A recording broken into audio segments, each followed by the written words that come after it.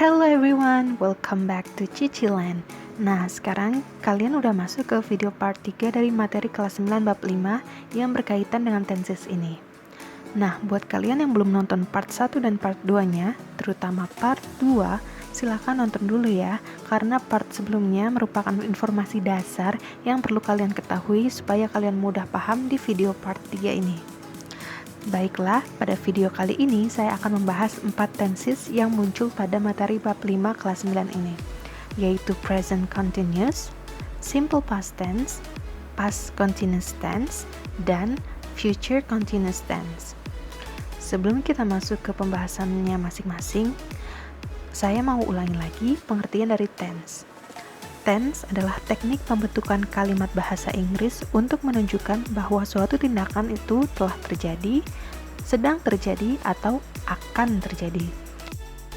Nah, seperti yang sudah dijelaskan, tense adalah teknik pembentukan kalimat bahasa Inggris. Dalam membuat suatu kalimat, elemen yang paling penting adalah subjek dan verb. Kita bisa membuat satu kalimat hanya dengan menggunakan subjek dan verb. Contohnya, I sleep. Di sini subjeknya adalah I dan verbnya adalah sleep, tidur. Lalu contoh lainnya yaitu she walks. Subjeknya adalah she, yang artinya dia. Dia yang di sini maksudnya adalah seorang perempuan ya, karena pakainya she. Nah, karena subjeknya adalah she, seperti yang sudah kita bahas di video sebelumnya, maka verbnya harus kita tambahkan s di belakangnya. Jadi verbnya harusnya walk menjadi walks. Jadinya she walks, bukan she walk, tapi she walks. Contoh selanjutnya yaitu he is running. Subjeknya adalah he dan verbnya adalah is running. Is running ini satu paket ya. Seperti yang telah dibahas di video sebelumnya, verb ing harus digunakan bersama to be. Jadi, he adalah subjeknya, is adalah to be-nya, dan running adalah verb ing-nya. Running ini berasal dari kata run, yaitu berlari.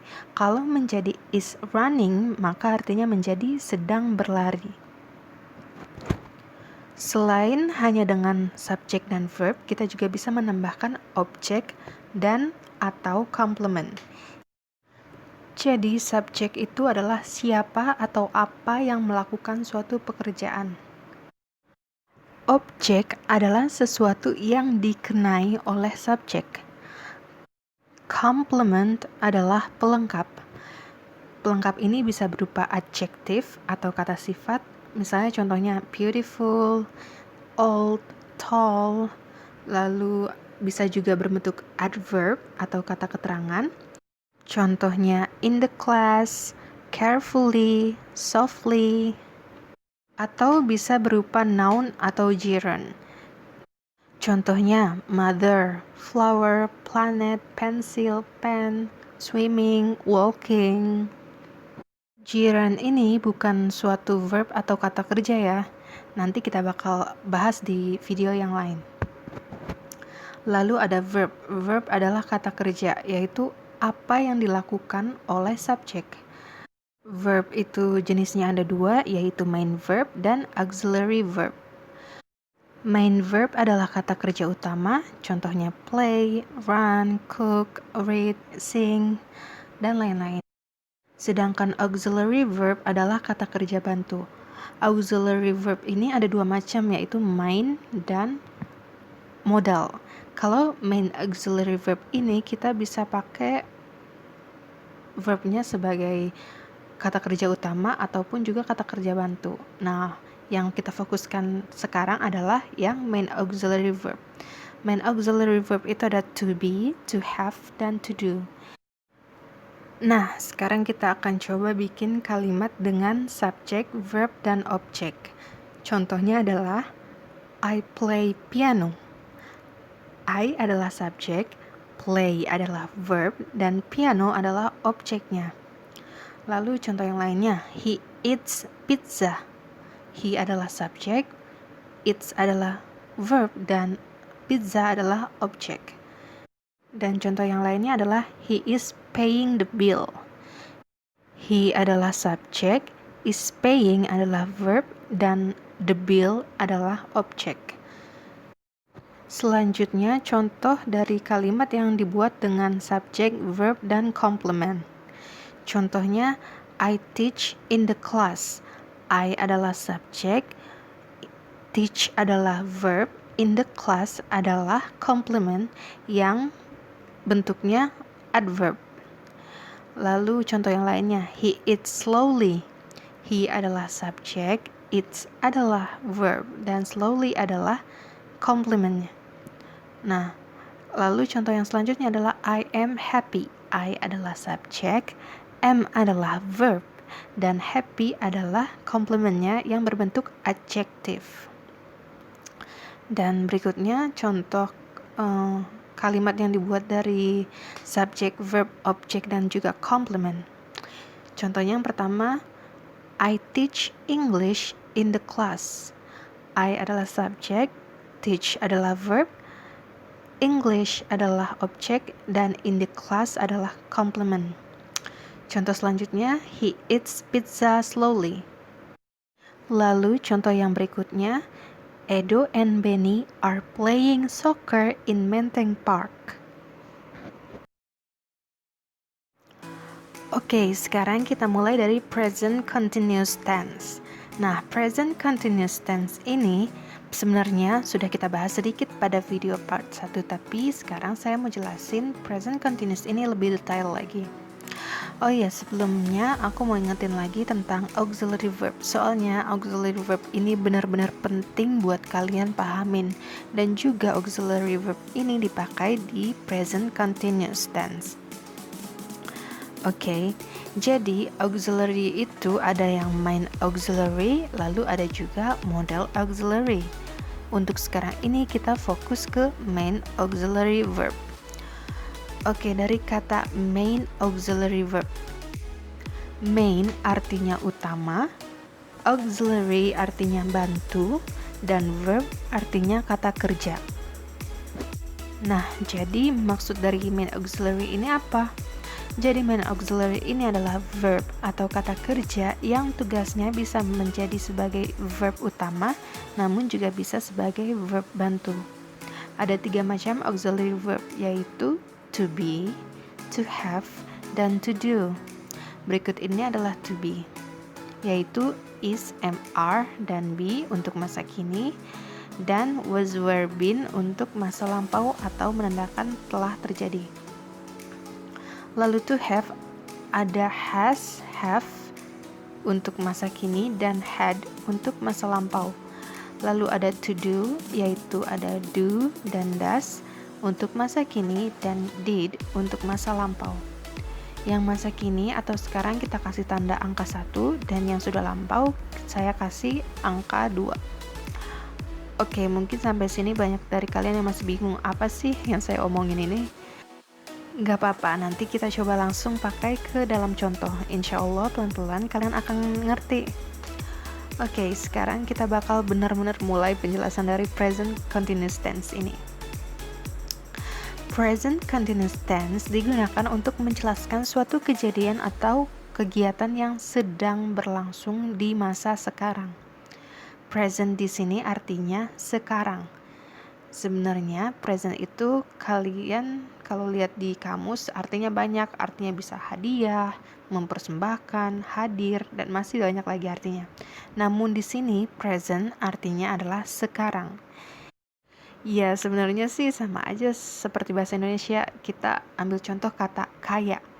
Kadang kaya itu artinya adalah banyak duit, kadang juga kaya artinya perahu, kadang juga kaya itu artinya seperti. Nah, bahasa Inggris juga gitu, banyak kata bahasa Inggris yang satu kata itu memiliki banyak arti. Nah, untuk mengartikannya kita harus paham konteks atau situasinya. Jadi, kalian jangan kaget atau berdebat dengan teman kalian kalau arti suatu kata bisa beda-beda di lain-lain kalimat. Artikanlah dengan arti yang paling tepat sesuai dengan konteks atau kondisinya. Nah, di sini arti present adalah sekarang. Lalu makna dari continuous adalah berlangsung. Nah, sesuai dengan pengertiannya, present continuous tense digunakan untuk menjelaskan suatu kegiatan yang sedang berlangsung di masa sekarang. Nah, jadi kebayang ya gambarannya di sini, misalnya kondisinya sekarang ada seorang perempuan bernama Lina yang sedang melakukan kegiatan, yaitu memotong bawang. Nah, jadi kalau misalnya kalian mau bilang ke orang lain, dia sedang memotong bawang, kalian bisa pakai present continuous ini. Nah, cara pakainya gimana? Mari kita perhatikan rumus di bawah ini. Waduh, pusing ya. Kok ada rumus-rumusan kayak matematika aja? Enggak. Ini enggak sesusah matematika kok. Rumusnya mudah-mudah kok. Oke, jadi penanda kalimat present continuous adalah to be satu dan verb ing. To be yang kita pakai di sini adalah to be satu yang is, am, dan are. Jadi untuk present continuous ini harus ada is, am, atau are. To be di sini adalah untuk membantu verb ing. Seperti yang sudah dijelasin di video sebelumnya, verb ing itu nggak bisa berdiri sendiri. Dia harus dipasangin sama verb bantu atau auxiliary verb. Nah, jenis auxiliary-nya itu adalah to be. Dan karena present ini di masa sekarang, berarti kita pakai yang to be satu. Verb ing adalah suatu kata verb atau kata kerja yang ditambah dengan ing di belakangnya. Jadi misalnya kata kerjanya adalah memotong, yaitu cut. Maka verb ing-nya adalah cutting. Oke, jadi kalimat itu jenisnya ada kalimat positif, kalimat negatif, dan kalimat interrogatif atau kalimat tanya. Saya jelasin dari kalimat yang negatif dulu ya. Kalimat negatif adalah kalimat yang memberitahu bahwa sesuatu tidak seperti demikian. Jadi misalnya ada kalimat gini, dia sedang memotong bawang. Maka kalimat negatifnya adalah dia tidak sedang memotong bawang. Nah, di sini kalimat negatifnya berusaha ngasih tahu kalau situasinya tidak demikian dan dia tidak sedang memotong bawang. Biasanya kalimat negatif ini ditandai dengan kata-kata sanggahan seperti no, tidak, nothing, tidak ada, ataupun never, tidak pernah. Kalimat negatif ini bukan karena kalimatnya mengandung kata yang buruk ya. Jadi kalau kalimatnya dia sedang mencuri justru merupakan kalimat positif. Sedangkan kata dia tidak sedang mencuri merupakan kalimat negatif. Jadi bukan karena mencuri merupakan suatu hal yang negatif, kalimat itu menjadi negatif ya. Suatu kalimat itu negatif jikalau sesuatu itu tidak demikian. Biasanya ditandai dengan kata no, nothing, never, dan semacamnya. Lalu selanjutnya itu kalimat interrogatif atau kalimat tanya. Kalimat ini digunain untuk menanyakan sesuatu. Nah, sekarang kita bahas rumus dari kalimat yang positif dulu. Rumus dari kalimat positif present continuous tense adalah subject plus to be satu plus verb ing plus object atau complement. Coba kita lihat contohnya. Misalnya kalimatnya adalah dia sedang memotong bawang. Berarti subjeknya adalah dia, bisa she atau he. Di sini kita pakai she karena tadi yang memotong bawang adalah Lina, yaitu perempuan. Jadi subjeknya adalah she, lalu plus to be satu. Nah, pasangan to be satu dari she adalah is, lalu ditambah verb ing atau kata kerja ing. Kata kerjanya adalah memotong. Bahasa Inggrisnya adalah cut. Karena kita mau pakai verb ing, maka jadinya cutting. Nah, lalu ditambah objek dan atau complement. Di contoh ini saya pakainya objek. Objeknya adalah onion atau bawang. Jadi, she is cutting the onion. Artinya, dia sedang memotong bawang. Lalu yang kalimat negatif rumusnya adalah subject plus to be satu plus not plus verb ing dan objek atau complement. Contohnya, subjeknya adalah I, lalu maka to be-nya adalah am. Lalu ditambah kata bantahan yaitu not, yang artinya tidak. Setelah itu kita tambah dengan verb ing, yaitu waiting, berasal dari kata wait, yang artinya menunggu. Lalu ditambah ing belakangnya menjadi waiting. Lalu di sini aku tambah complement. Komplementnya adalah in the class. Jadi kalimatnya I am not waiting in the class, yang artinya saya tidak sedang menunggu di dalam kelas. Lalu kalimat interrogatif atau kalimat tanya. Ada 2 rumus. Kenapa 2 rumus? Karena kalimat tanya itu ada 2 jenis, yaitu yes no question, yaitu pertanyaan yang jawabannya iya atau tidak. Misalnya kalimat seperti, apakah mereka sedang bermain bola? Maka kita bisa menjawab dengan iya atau tidak. Nah, lalu pertanyaan yang jenis kedua yaitu 5W1H question, yaitu pertanyaan yang jawabannya minta penjelasan. Contoh pertanyaannya misalnya, siapa yang sedang bermain bola? Atau kapan mereka bermain bola? Pertanyaan 5W1H ini gak bisa dijawab dengan ya atau tidak, tapi jawabannya harus sesuai dengan maksud pertanyaannya. Nah, untuk yang yes no question, rumusnya adalah to be 1 plus S plus verb ing plus object atau complement. Contohnya, to be-nya are, lalu subjeknya they, verb ing-nya playing, dan objeknya adalah basketball. Are they playing basketball? Apakah mereka sedang bermain bola basket? Lalu contoh yang 5W1H question, yaitu 5W1H-nya dulu. Di sini misalnya saya pakai kata where. Jadi where, habis itu kita tambahkan dengan to be. To be-nya di sini are, lalu subjeknya they, verbnya playing, dan objeknya yaitu basketball. Jadi, where are they playing the basketball? Artinya, di manakah mereka sedang bermain bola basket? Nah, itu tadi formula atau rumus untuk membuat kalimat present continuous tense. Agak pusing ya banyak rumus-rumusnya. Kalau kalian pusing sama ngafalin formula atau rumusnya, tips dari saya, kalian perbanyak latihan nulis atau praktekin ngomong bahasa Inggrisnya. Diulang-ulang terus ngomongin kalimatnya, coba praktekin juga ke teman atau keluarga kalian. Semakin sering kalian ngomongin dan ngedengerinnya, lama-kelamaan kalian akan terbiasa, dan kalian bakal ngerasa sendiri kalau kalimat itu salah.